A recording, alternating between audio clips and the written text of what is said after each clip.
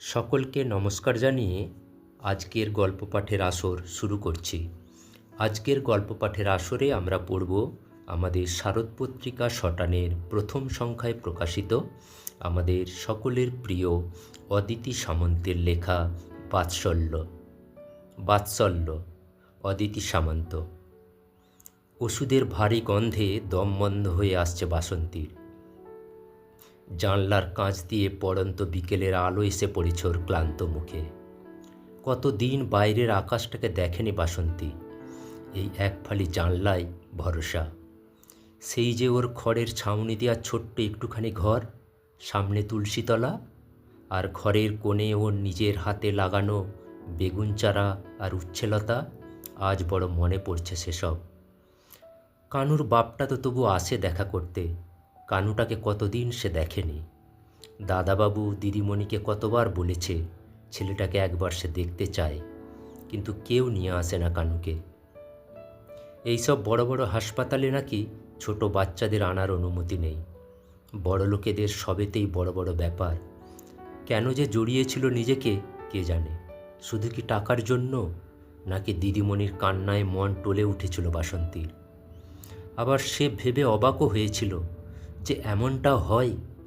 তাই যখন কানুর বাপকে লুকিয়ে কথাগুলো বলেছিল, সেও চমকে উঠেছিল। শুধু এইটুকুর জন্য নাকি 5 লাখ দেবে। 5 লাখ পেলে জীবনটা তো একটু সুখের হবে। কানুটাকে বড় স্কুলে ভর্তি করতে পারবে, নিজেদের দোকান খুলতে পারবে, কানুর বাপের অপারেশনটাও তো হবে। সকালে কাজে বেরোনোর আগে কানুর বাপ বলেছিল ভালো করে সব জেনে আসতে। দিদিমণি তখন ওকে ভালো করে বুঝিয়েছিল সবটা। ওষুধপত্র, খাওয়া দাওয়া সব খরচা ওদের। ভয়ের কিচ্ছুটি নেই। ওকে নাকি কেবল সারোগেট মাদার হতে হবে। এসবের মানে বোঝে না বাসন্তী। ও শুধু জেনেছিল দাদাবাবু আর দিদিমণির বাচ্চার জন্য নিজের গর্ভটা ওদের ধার দিতে হবে। আর শর্ত একটাই, বাচ্চা হয়ে যাবার পর বাসন্তীর সাথে আর কোনো সম্পর্ক থাকবে না দিদিমণির। কোনো দিন খোঁজ খবরও নিতে পারবে না। এখন সব বাড়ির কাজ ছাড়তে হয়েছে বাসন্তীকে। দাদাবাবু মাসে মাসে 2000 টাকা আর খাওয়া দাওয়ার খরচা দিয়ে যান। কিন্তু কানুর সামনে কি ফল দুধ নিজে খেতে পারে নাকি? সব ওকেই খাইয়ে দেয়। দাদাবাবু এখন 1 লাখ টাকা দিয়েছে, বলেছে বাচ্চা হয়ে গেলে বাকিটা পাবে। সেই টাকায় ছোট্ট একটা চায়ের দোকান খুলেছে কানুর বাপ। পাড়া প্রতিবেশীরা সবাই বাসন্তীকে বলে পেটেরটা বড় পয়া। একটু একটু করে সে যত বড় হয়ে উঠছিল, মায়ায় জড়িয়ে পড়ছিল ততই বাসন্তী। কিন্তু সে জানতো তার কোল আলো করবে বলে এ বাচ্চা জন্ম নেয়নি। সংসার ছেড়ে চলে আসতে হয়েছিল বাসন্তীকে। 2 মাস ধরে ডাক্তারবাবুদের দেখাশোনায় থাকলে নাকি ভালো থাকবে ওর পেটেরটা। দাদাবাবু দিদিমণির খুশি ভরা চোখ দেখে মনটা আনন্দে ভরে যেত বাসন্তীর।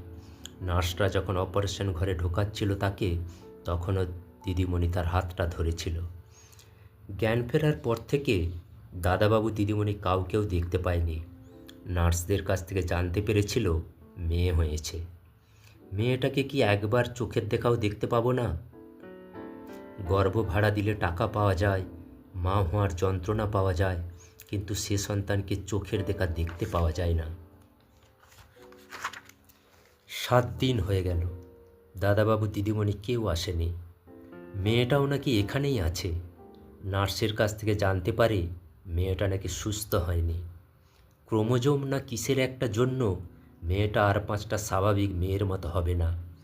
তার ওপর মেয়ের ওপরের ঠোঁটটা কাটা, আবার পাগুলোও বেঁকা। হয়তো হাঁটতেও পারবে না কোনো দিন। বাসন্তীর চোখ দুটো জলে ভরে ওঠে। এত ওষুধপত্রের মধ্যে থেকেও এমন কি করে হলো? দাদাবাবু দিদিমণি যদি ওকে না নেয়, মেয়েটাকে কি বাসন্তীর কোলেও দেবে না ডাক্তারবাবু? যতই হোক, 10 মাস ধরে একটু একটু করে নিজের শরীরের মধ্যে বড় করে তুলেছে মেয়েটাকে। কিন্তু কানুর বাপু যদি আপত্তি করে এমন মেয়ের দায়িত্ব নিতে, তবে আর কি, মেয়েকে নিয়ে একাই থাকবে বাসন্তী। কানুকেও নিজের কাছে রাখবে। বিকেলের পড়ন্ত আলোয় এসবই ভাবছিল বাসন্তী। নার্সের আওয়াজে হঠাৎ চমকে উঠেছে। এ কি ম্যাডাম, দুধটুকু এখনো খাননি? নিজের পেটের মেয়েটা খেয়েছে কিনা ঠিক নেই, এখন ওই দুধ কিছুতেই খাবে না বাসন্তী। নার্সকে জিজ্ঞাসা করে বাসন্তী, আর আমার বাচ্চাটা? কোনো উত্তর না দিয়ে বেরিয়ে যায় নার্স দিদি। সারা রাত ঘুম আসে না বাসন্তী। কেন দিদিমণি এমন করলো? এমন জানলে তো মেয়েকে এই পৃথিবীতে আনতো না সে। শুধুমাত্র মেয়েটা অস্বাভাবিক বলে মেয়েকে ফেলে চলে যাবে? ভোর রাতের দিকে ঘুমোলো বাসন্তী। সকালে নার্স দিদির ডাকে ঘুম ভাঙে তার। মনটা হু হু করে ওঠে তার। আজকে সে হাসপাতাল থেকে ছুটি পাবে। মেয়েটাকে ফেলে সে কিছুতেই যাবে না। ডাক্তারবাবুর পায়ে ধরে বলবে মেয়েকে তার কাছে দিতে। দেখুন ম্যাডাম, কে এসেছে আপনার সাথে দেখা করতে। কানুর বাপ এসে ঢোকে। দাদাবাবুরা নিশ্চয়ই বাকি টাকা দেয়নি। একটু সুখের মুখ দেখবে বলেই তো নিজের বইয়ের গর্বটা ভাড়া দিয়েছিল। এবার নিশ্চয়ই খুব রাগারাগি করবে। কিন্তু বাসন্তীকে অবাক করে দিয়ে কানুর বাপ বলতে শুরু করে, কাল রাত্রির এই দাদাবাবু ওকে জানিয়েছে সব কিছু। আজকেই বাসন্তীর ছুটি হবে। তাই তো সকাল হতে না হতেই সে ছুটে এসেছে। দাদাবাবু বলেছে অমন খুঁতযুক্ত একটা মেয়েকে নিয়ে ওনারা নিজেদের জীবন নষ্ট করতে পারবেন না। বাকি টাকাটা ব্যাংকের পাস বইতে দিয়ে দেবেন। এসব শুনে মাথা ঠিক রাখতে পারেনি কানুর বাপ। দাদাবাবুকে দু কথা শুনিয়ে দিয়েছে।